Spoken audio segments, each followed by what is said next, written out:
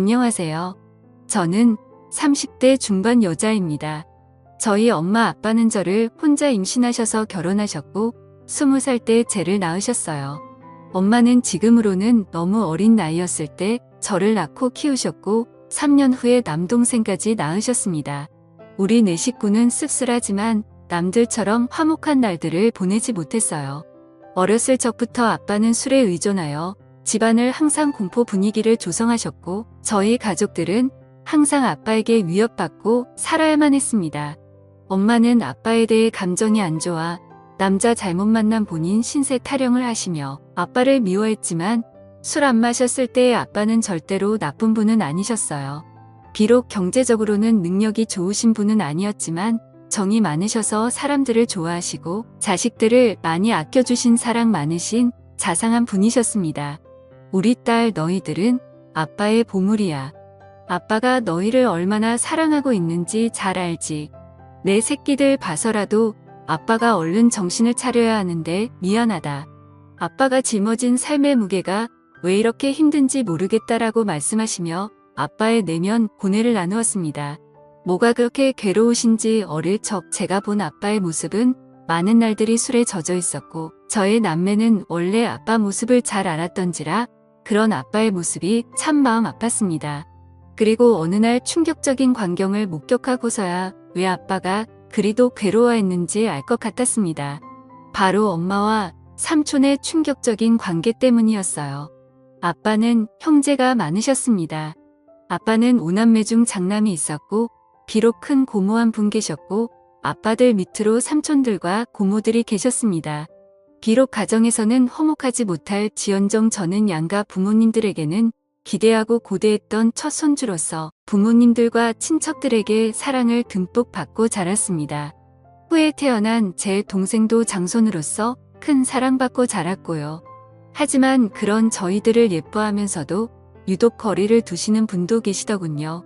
바로 아버지의 동생인 둘째 삼촌이라고 부르기 싫은 둘째 삼촌. 그 짐승만도 못한 사람이었습니다. 엄마는 삼촌이 왔다면 얼굴에 유독 화색이 돌았습니다.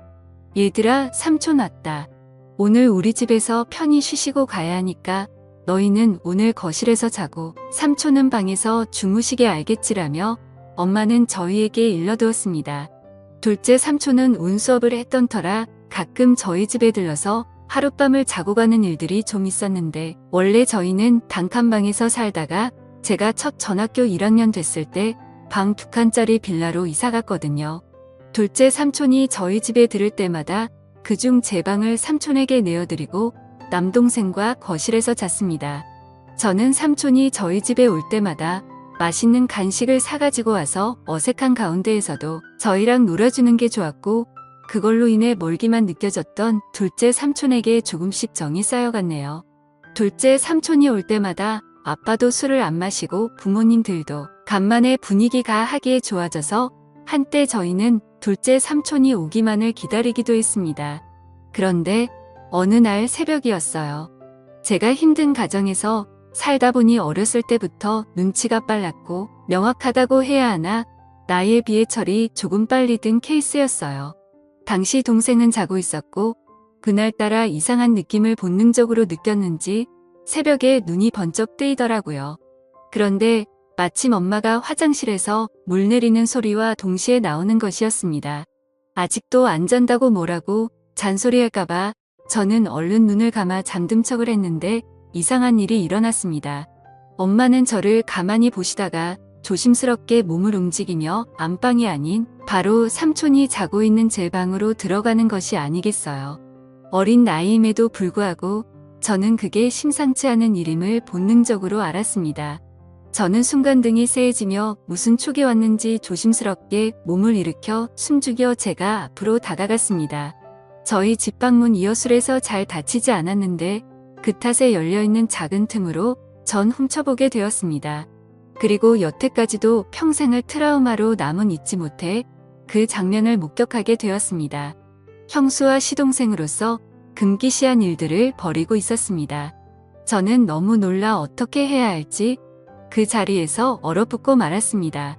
그때 거실에서 동생이 제가 곁에 억지로 허전했는지 음하며 자세를 뒤척였고 이 소리를 들었는지 그들은 모든 행동을 멈추고 엄마는 재빠르게 웅매무새를 가다듬더군요.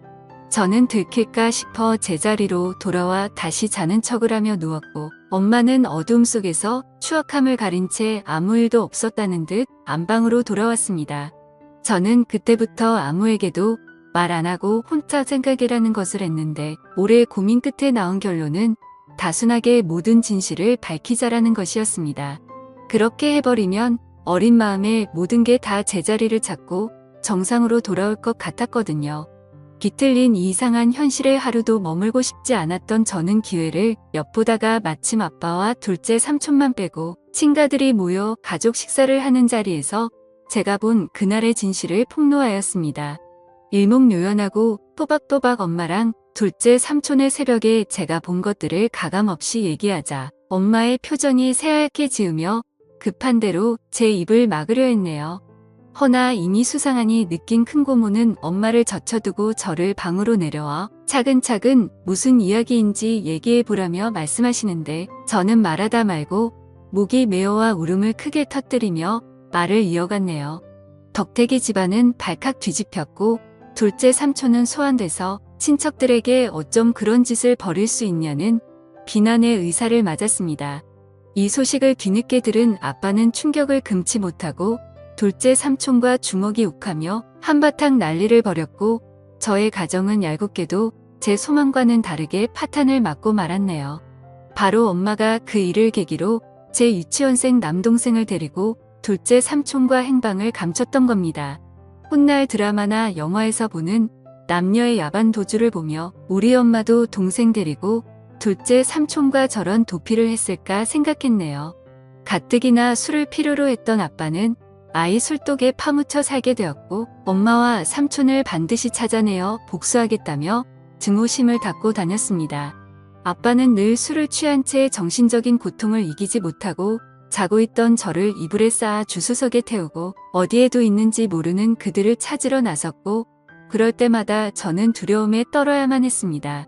지금 생각해보면 아빠는 저의 폭로가 원망스러운지도 모르겠어요.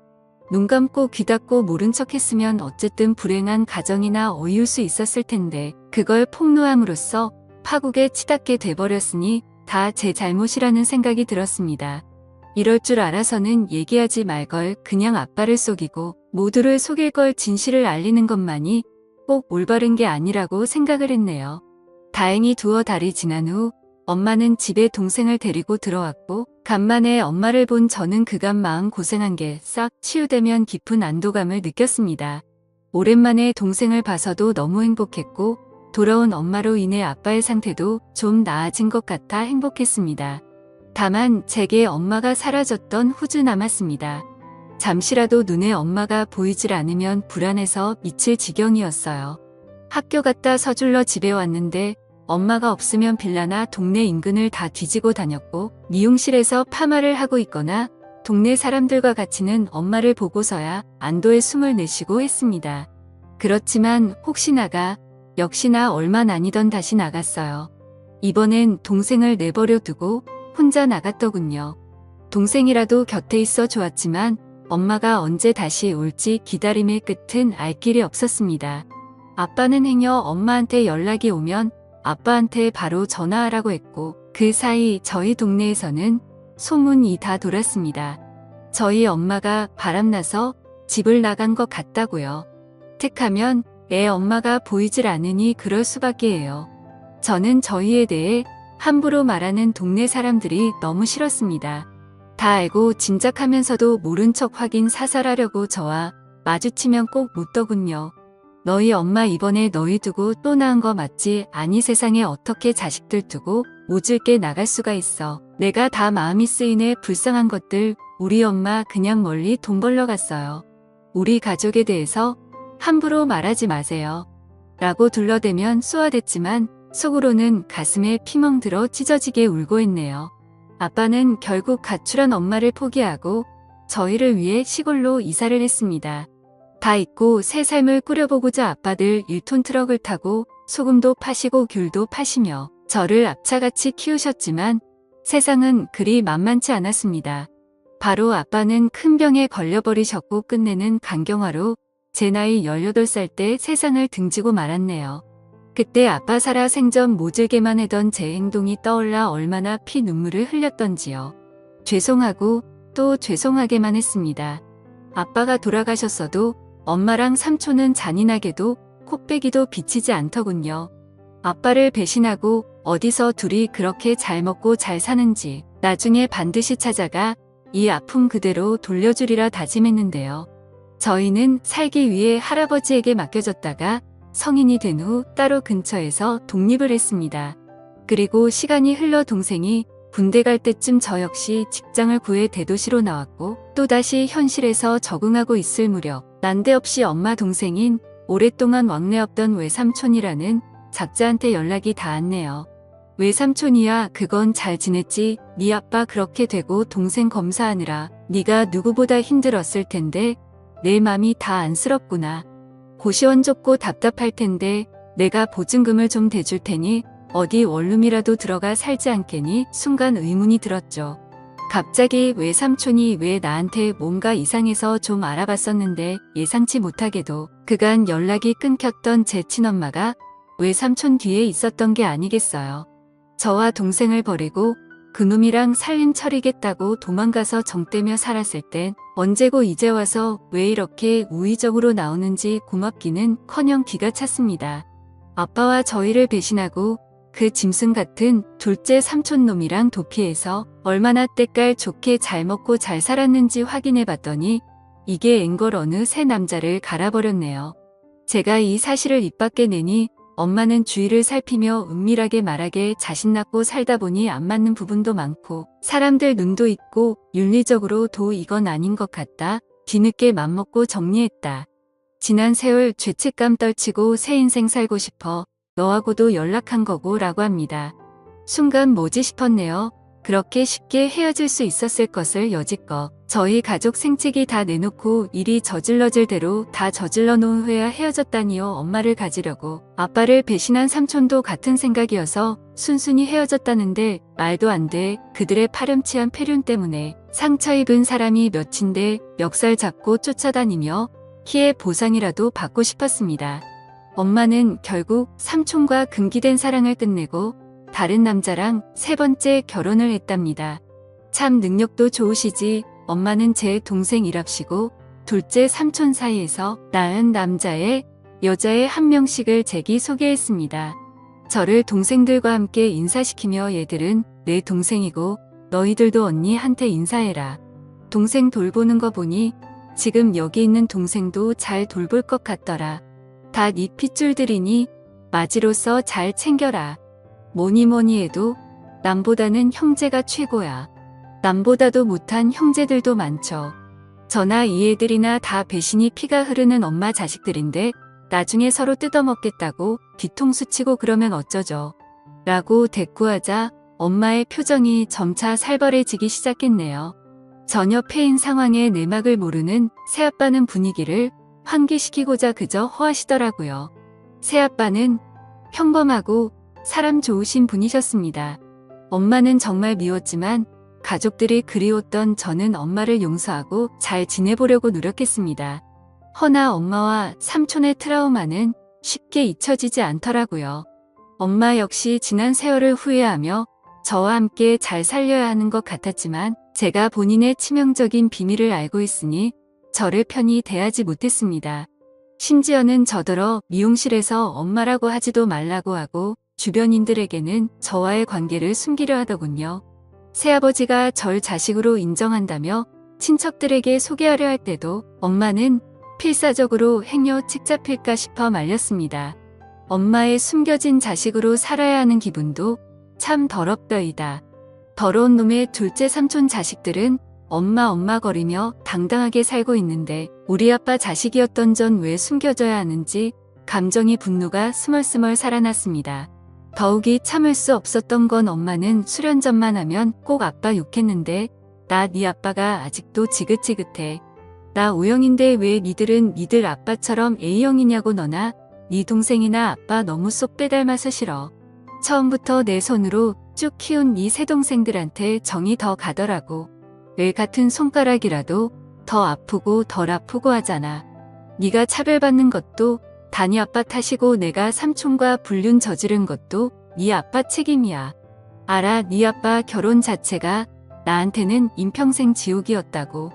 삼촌과 불륜을 저지른 건 모두 다 아빠 잘못이라고 떠넘기며 책임을 지었습니다. 참을 수가 없었습니다. 저는 결국 엄마를 용서하지 못하고 자리에서 일어나 엄마에게 마지막 인사를 했네요.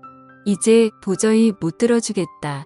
엄마한테는 최악의 남편이었을지 모르겠지만 나한테는 우리한테는 최고 좋은 아빠였어. 이제 더 이상 엄마 못 볼 것 같아. 우리도 그만하자.